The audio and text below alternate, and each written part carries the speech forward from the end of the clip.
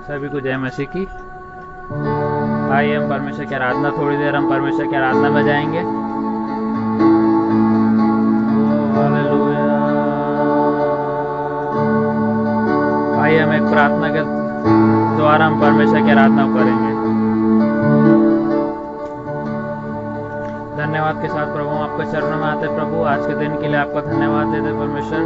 आज की सुबह आपने हमें इतनी आपकी अपॉर्चुनिटी दी है कि हम आपकी आराधना करने पाए परमेश्वर, इसके लिए आपका धन्यवाद देते परमेश्वर। हम आपके चाहते हैं कि इस वर्शिप के द्वारा परमेश्वर हर एक कोई आपकी आत्मा से भरने पाए परमेश्वर यीशु। ऐसा आप अपने अनुग्रह को करिए परमेश्वर यीशु, नासरे के नाम से विनती को मांगते हैं हमें। तुम सा कोई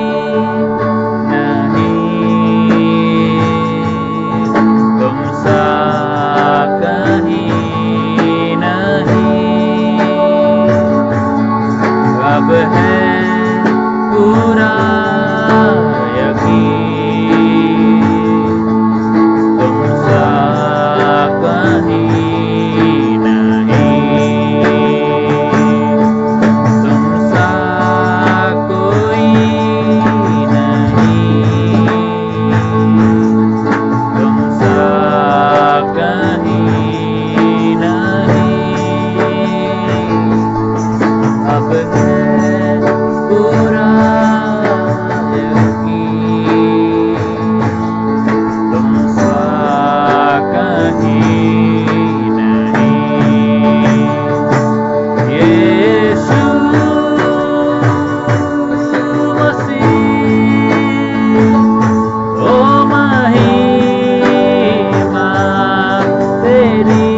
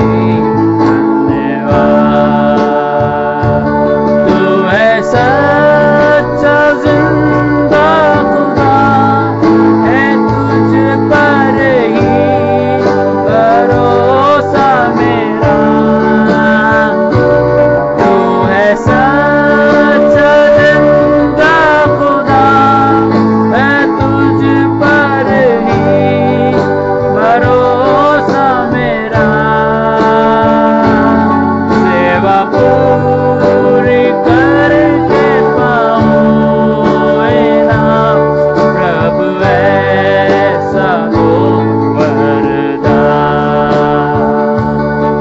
सेवा पूरी करके पाऊं इनाम, प्रभु ऐसा दो वरदान।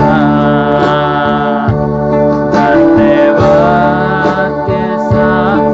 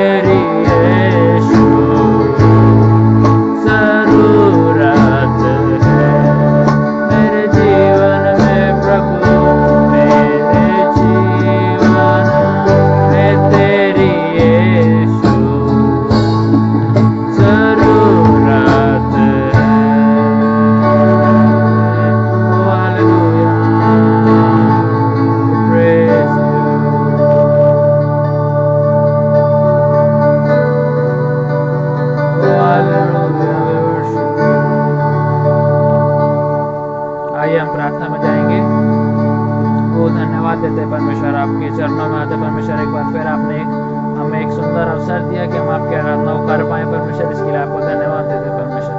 आपने हर एक को अपनी उपस्थिति से भरा, ऐसा हम विश्वास करके आपको धन्यवाद देते परमेश्वर। आगे की सभा को परमेश्वर हम आपके हाथों में सौंपते हैं परमेश्वर। आपका भारी अभिषेक परमेश्वर हर एक जन के ऊपर हो परमेश्वर।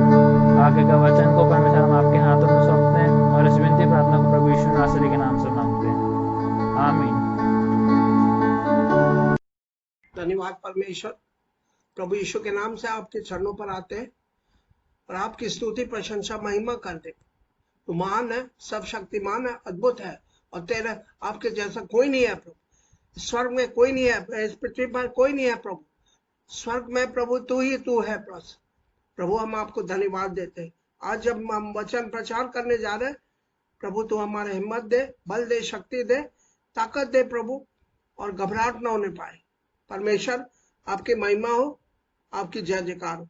धन्यवाद पिता, धन्यवाद। आज का वचन भाई और बहनों एक स्त्री के बारे में है जो व्यभिचार में पकड़ी गई। यूहन्ना उसका 8वां अध्याय और 1 से 11 पद तक। हालेलुया। यूहन्ना उसका 8वां अध्याय और 11 और इसका 8वां अध्याय और 1 से 11 पद। परंतु यीशु जैतून के पहाड़ पर गया। भोर को वह फिर मंदिर में आया।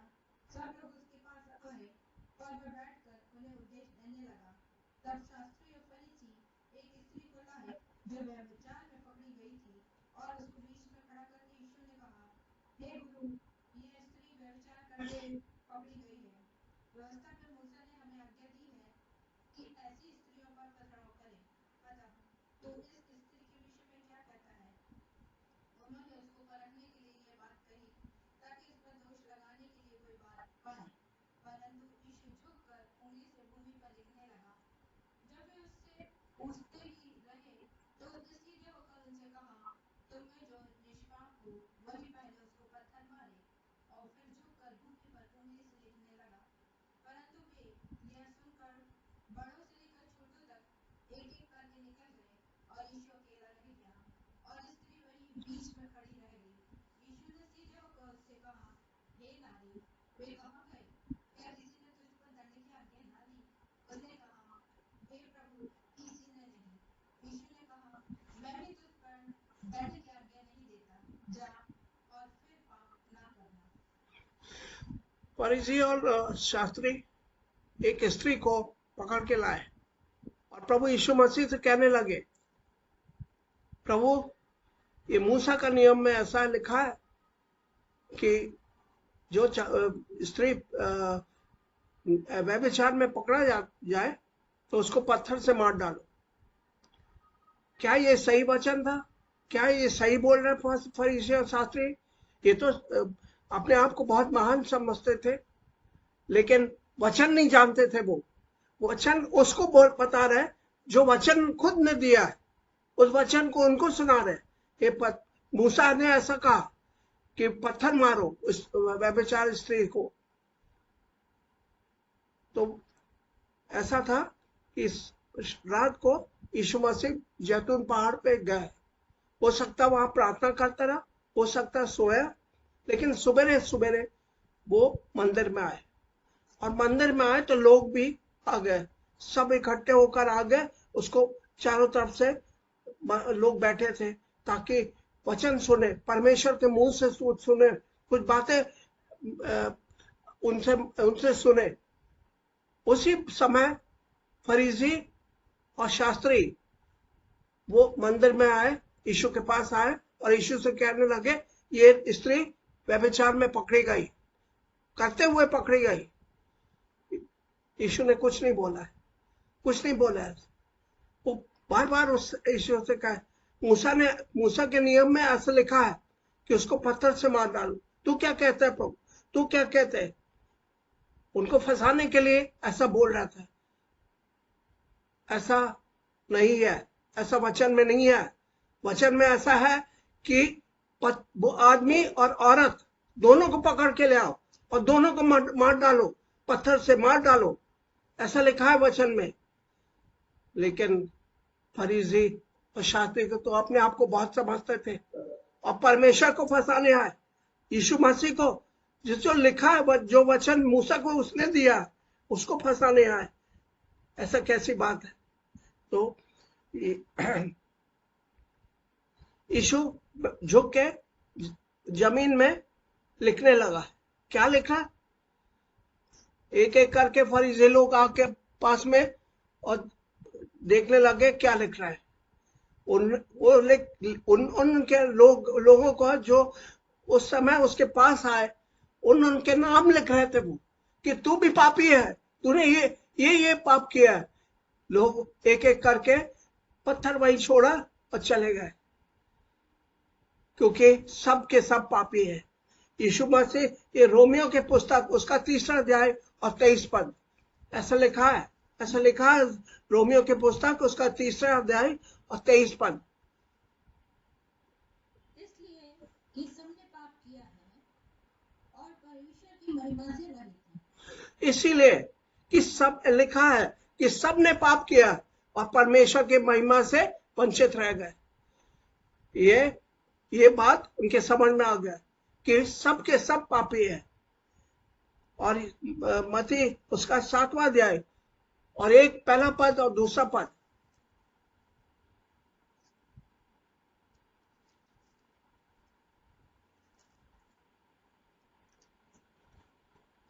दोष मत लगाओ कि तुम पर भी दोष लगाया जाए, क्योंकि जिस प्रकार तुम दोष लगाते हो उसी प्रकार तुम पर भी दोष लगाया जाएगा। दोष मत लगाओ मेरे भाई और बहन, दोष मत लगाओ, नहीं तो तुम्हारे ऊपर भी दोष लगाया जाएगा। फिर तुम क्या कहोगे? फिर क्या करोगे तुम?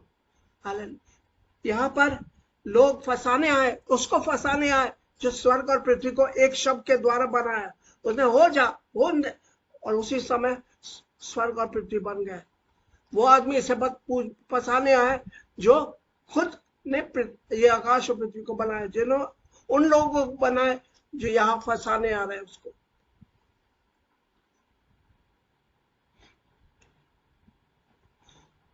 उन लोग ने ये कहने लगा कि वो सबत का दिन है, उस सबत के दिन में जो है ये आदमी, ये स्त्री व्यभिचार कर रही थी। इसको प्रभु के पास आए कि इसको पत्थर मारे, क्योंकि मूसा ने लिखा कि पत्थर मारे और मार डालो उसको। लेकिन मूसा ने कहा वो आदमी और औरत दोनों को उसमें पकड़ो, करते हुए पकड़ो और उसको मार डालो, पत्थर से मार डालो। लेकिन सबत के दिन में क्या लिखा है? सबत के दिन में ये ले व्यवस्था में क्या लिखा है? ले व्यवस्था 20वां अध्याय 7 से 23 पद। ले व्यवस्था में 20वां अध्याय और 7 से 23 पद।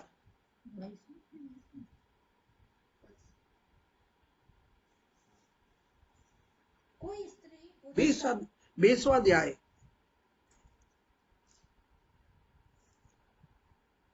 फिर सरदार सिपाहियों से ये कहे, तुम में से कौन है जिसने नया घर बनाया हो और उसका समर्पण न किया हो, तो वह अपने घर लौट जाए।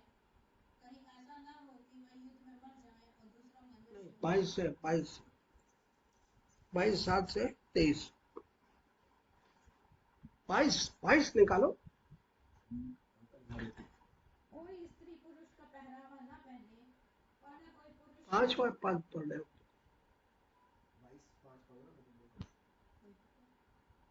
पढ़ो उसको। कोई स्त्री पुरुष का पहरावा न पहने और न कोई पुरुष स्त्री का पहरावा पहने, क्योंकि ऐसे कामों के सब करने वाले तेरे परमेश्वर यहोवा की दृष्टि में घृणित है। इसे लिखा है कि कोई स्त्री पुरुष का कपड़े न पहनो, कोई पुरुष स्त्री का कपड़ा न पहनो। लेकिन आज यही हो रहा। आज जो लेडीज है वो पैंट शर्ट पहनते, जो आदमियां है वो स्त्री का ड्रेस पहनते हैं। लेकिन ये हमारा आखिरी का ये बात है। अभी तो हमको ले व्यवस्था 22 अध्याय और उसका 7 से 23 पद वो देखना है कि लिखा क्या है, मूसा ने क्या आज्ञा दी है।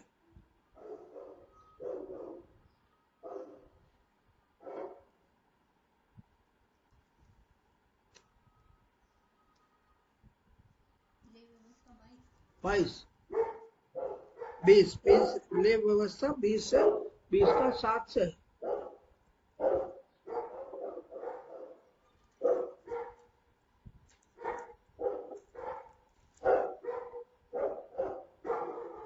मेरे को देखो।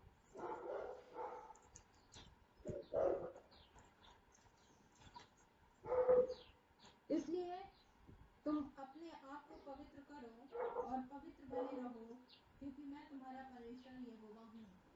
सब पढ़ते रहो। और तुम मेरी विधियों को मानना और उसका पालन भी करना, क्योंकि मैं तुम्हारा पवित्र करने वाला यहोवा हूँ। कोई ऐसा हो जो अपने पिता या माता को श्राप दे, वह निश्चय मार डाला जाए। उसने अपने पिता या माता को श्राप दिया है, इस कारण उसका खून उसी के सिर पर पड़ेगा।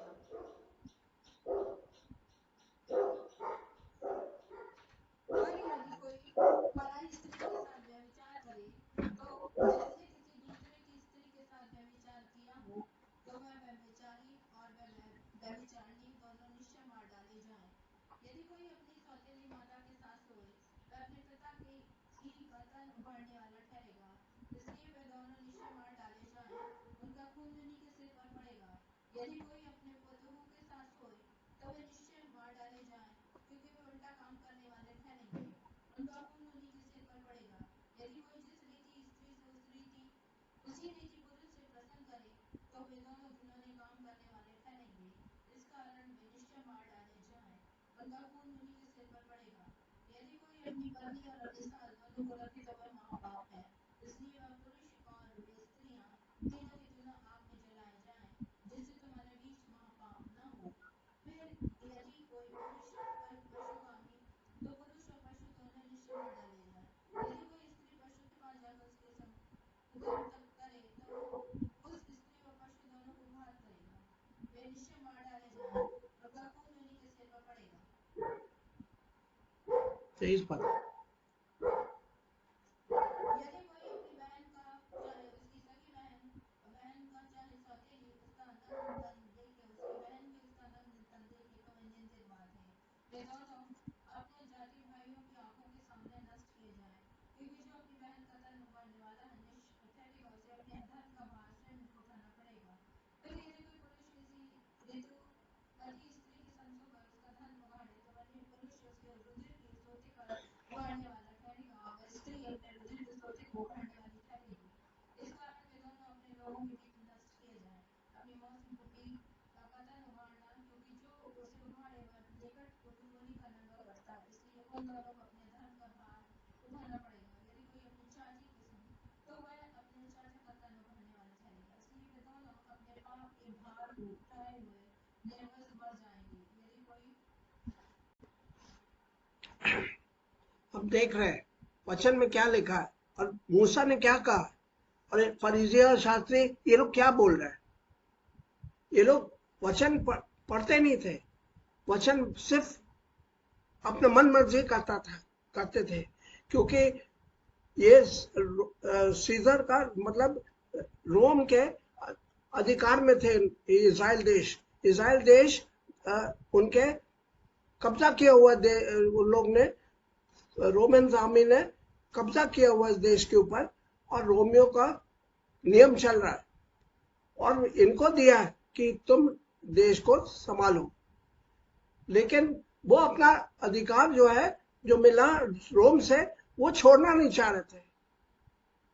प्रभु यीशु मसीह जब सिखा रहे थे, तो फरीसी के सारे नियम धो के रख दिए।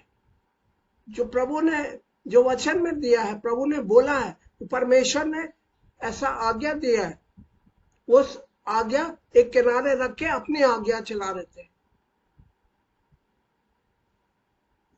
तो ये प्रभु उन सब के नाम लिख रहे थे जमीन पर कि जो पाप किए हुए। यहाँ पर जिसने पाप, प्रभु यीशु ने आगे जाकर लोग से कहा, ठीक है, खड़े होकर बोला, ठीक है, जिसने कभी पाप नहीं किया हो, जो कभी पाप नहीं किया हो अपने जीवन में, वो पहला पत्थर मारे।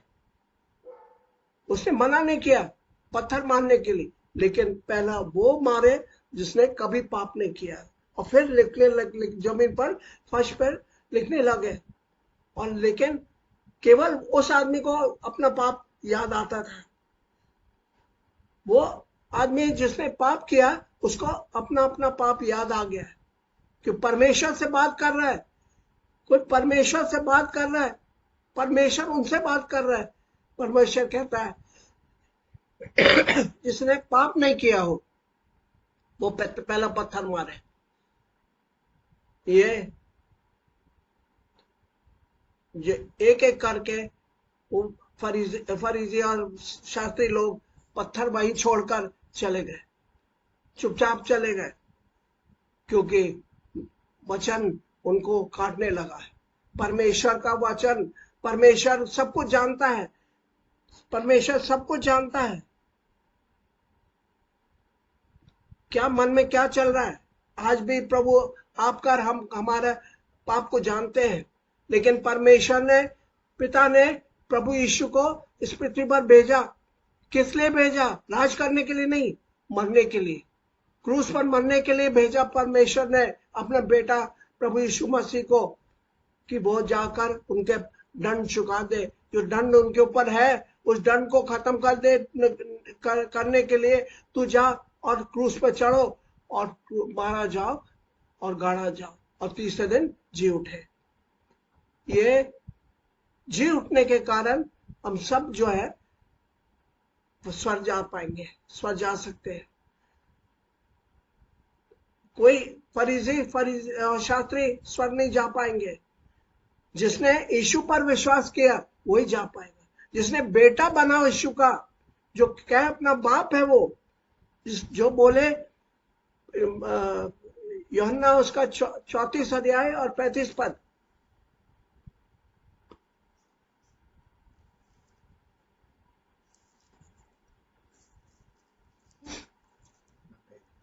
यूहन्ना उसका 34 अध्याय और 35 पद, यूहन्ना नहीं 8वां अध्याय 34 और 35 पद। यूहन्ना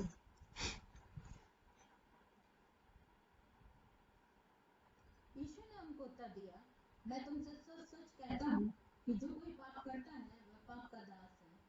दास सदा घर में नहीं रहता, पुत्र सदा रहता है। यहाँ पे पाप, जो पाप करता है वो पापी है, वो पिता के घर में नहीं रह जा सकता है। प्रभु यीशु आया कि हमको बेटा बनाने के लिए। जो यीशु मसीह में ग्रहण करते हैं यीशु को, वो व्यक्ति बेटा बनता है। बेटा बनने के लिए आपको यीशु को ग्रहण करने। बहुत से कलीसिया में लोगों को यीशु मसीह के बारे में नहीं बताते, यीशु मसीह को ग्रहण करने के लिए नहीं बोलते। अगर ग्रहण करेंगे चर्च से निकाल देते।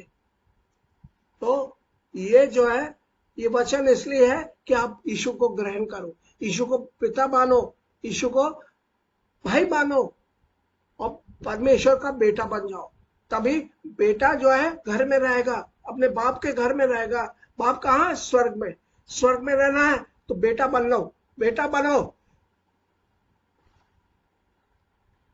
तभी आप स्वर्ग जा सकते हो।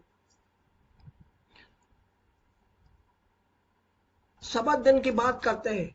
सबत दिन, फरीसी लोग सबत दिन, इसने ऐसा काम किया, सबत दिन को ये किया, सबत दिन को, पापी है ये पापी है। पापी कौन है? यीशु मसीह उंगली से लिख रहे थे, सबके नाम लिख रहे थे, एक एक के नाम लिख रहे थे। पापी एक एक करके भाग गए, छोड़ के भागा। अंत में प्रभु यीशु खड़ा और वो स्त्री खड़ी है, वो आमने सामने थे। प्रभु ने पूछा उससे, क्यों? कोई नहीं है मारने वाले, कोई नहीं दोष लगाने वाले। वो कहती है नहीं प्रभु कोई नहीं है, सब भाग गए। तो जो है परमेश्वर ने बोले जो है किसी ने दोष नहीं लगाया तो मैं भी नहीं लगाता, जा पाप नहीं करना दोबारा, अब पाप नहीं करना। आपको सलाह दी जाती है, आज इस वचन से आपको सलाह दी जाती है, पाप मत करना, पाप मत करना। पाप करते हो तो प्रभु के पास आओ, प्रभु से माफी मांगो, प्रभु से अपना पाप बताओ, उस पाप के लिए प्रभु से बोले क्षमा कर दे। मत्ती इसका 11 अध्याय 28 और 29 पद, मत्ती उसका 11 अध्याय।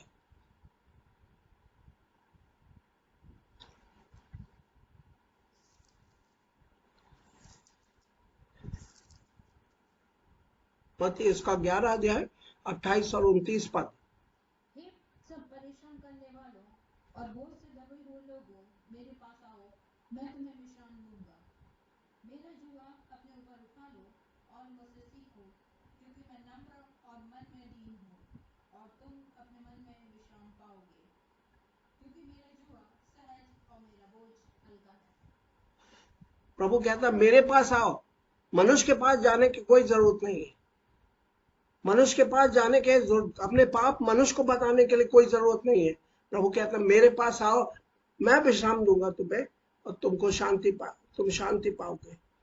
ये जो है जाते हैं, एक लेडी है, वो एक चर्च में, किसी चर्च में वो जाकर कन्फेशन में पास्टर को बता दिया अपना पाप कि मैं फलाने के साथ सोई है, मैं फलाने के साथ व्यभिचार की है। तो वो रात को वो पास्टर जो है, वो फादर जो है उसके घर पहुंच गए, बोले हम भी करेंगे तुम्हारे साथ जो व्यभिचार किसने किया तुमने, अब मेरे पारी है, मैं भी करूंगा। ये पेपर में आए, न्यूज़पेपर में ऐसा करके 3-4 फादर और लेके आए, वो भी यार ऐसा। लेकिन ये सच्ची बात है, सर पीटने की बात नहीं है, ये सच्ची बात है, ये ऐसा पेपर में आया था। और जब वो जाके पुलिस स्टेशन में उन फादर लोग का नाम लिखा है तो वो सब गिरफ्तार हो गए। तो ये पाप है, व्यभिचार पाप है, व्यभिचार मत करो, मन में गंदी बात मत सोचो। हम सबको जो है प्रभु से माफी मांगना पड़ेगा, क्षमा मांगना पड़ेगा प्रभु से, क्योंकि वो दयालु है, पिता महान है, सब शक्तिमान है। वो अपने बेटे को भेजा हमारे लिए, अपने बेटे को क्रूस पर चढ़ा दिया, वो बेटा मरा, गाड़ा गया और तीसरे दिन जी उठा। इसलिए जी उठा कि हमको भी स्वर्ग ले जाना चाहता है, हमको यहाँ छोड़ना नहीं है। ये पृथ्वी हमेशा के लिए नहीं है, ये पृथ्वी मिट जाएगा। ये 2-3 बार प्रभु ने कोशिश किया इसको मिटाने के लिए। एक बार नूह मिल गया, नूह को भी जो है के कारण उसने पृथ्वी को बचाया। एक बार वो जो लूत के वो इब्राहिम के कारण वो सोडम और गमोरा को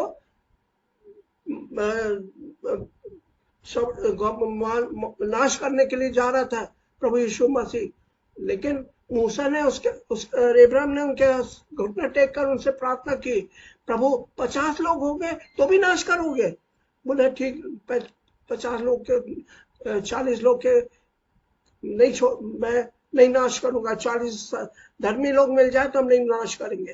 तो इब्राहिम ने कहा 30 लोग मिल जाए तो प्रभु के हम नहीं मारेंगे, नहीं नाश करेंगे। ऐसा करके ये 10 में आए, 10 में प्रभु यीशु चला गया और सोडोम और गमोरा को नाश कर दिए। तो मेरे भाई और बहन, पाप नहीं करना है। पाप बहुत ही खतरनाक चीज है। परमेश्वर महान है, सब शक्तिमान, अद्भुत है। वो चाहता हम पवित्र रहे, जैसा वो पवित्र है हमको भी पवित्र रहना है। प्रभु से माफी मांग लो, आज समय जब तक जीवन है, जब तक सांस है, माफी मांग लो, परमेश्वर माफ करेगा। परमेश्वर कहता है मेरे पास आओ, हे बोझ से थके दबे लोग, मेरे पास आओ, मैं तुम्हें विश्राम दूंगा। तो प्रिय, ये वचन मैं चाहता हूं कि सब कोई प्रभु के पास आए और माफी मांगे और परमेश्वर के साथ हमेशा के लिए रहने पाए। हमेशा उसके मंदिर में रहने पाए, उस हमेशा उसके घर में रहने पाए। यीशु कहता है मैं आऊंगा, तुम लोग को लेके जाऊंगा स्वर्ग में, जहां मेरा घर है। मेरे घर में बहुत सारे मकान है, बहुत सारे जगह है मेरे मकान में। मैं जाता हूं तुम्हारे लिए जगह तैयार करने के लिए, और मैं आऊंगा तुम लोग को ले जाऊंगा। तो प्रभु आने वाला है, प्रभु आने वाला है। इसलिए इसके पहले आप जो है क्षमा मांग लो, प्रभु से माफी मांग लो, प्रार्थना करो और बाइबल पढ़ो। बाइबल नहीं पढ़ोगे आप कुछ नहीं जानोगे, कोई कुछ नहीं जाओ, चर्च जाओ या ना जाओ, लेकिन बाइबल पढ़ना जरूरी है। बाइबल पढ़ना जरूरी है। एक बहन हर रोज चर्च जाती थी, लेकिन वो कैंसर में से मरी है कैंसर से। रोज चर्च जाने से, वहां घंटों से प्रार्थना करने से कोई फायदा नहीं, क्योंकि प्रभु को ग्रहण करना है। आपको प्रभु को ग्रहण करना है, तभी जा पाओगे स्वर्ग। प्रभु यीशु को ग्रहण करोगे तभी पिता का बेटा बन के हम उसके घर जाएंगे। Praise the Lord, praise the Lord. आप जो है ये वचन सुनने से प्रभु से माफी मांग और परमेश्वर से आशीष मांग ले, ताकि परमेश्वर से माफी मांगे, ताकि हम सब परमेश्वर के आशीष में और परमेश्वर माफी क्षमा प्राप्त करने से हम उसके घर जा पाएंगे। Praise the Lord, praise the Lord brothers and sisters. धन्यवाद पिता, धन्यवाद, धन्यवाद। प्रार्थना प्रभु यीशु मसीह के नाम से मांगता हूँ, सुनो, ग्रहण कर। आमीन।